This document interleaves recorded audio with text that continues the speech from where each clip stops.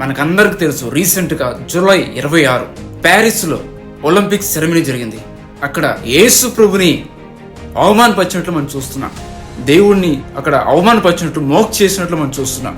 మనం చూసినట్లయితే యేసు ప్రభు తన శిష్యులతో పాటు ఆ లార్డ్ సప్పర్లో కూర్చొని 12 మంది శిష్యులతో కూర్చొని ఆ ప్రభు ఎలా ఇస్తారో దాన్ని కాపీ చేసి అక్కడ దేవుడి నామాన్ని అవమానం చేసినట్టు మనం చూస్తున్నాం.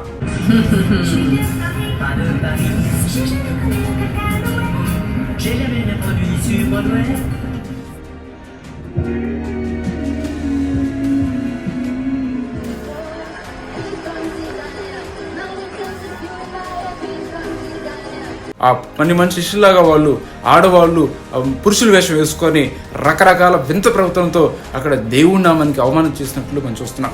అక్కడ ప్రభువుని వెక్కిరిస్తూ, యేసు ప్రభుని అవమానపరుస్తూ అక్కడ వాళ్ళు చేసిన కార్యక్రమం చూసినప్పుడు ప్రభువు అక్కడ సమీపిస్తుంది.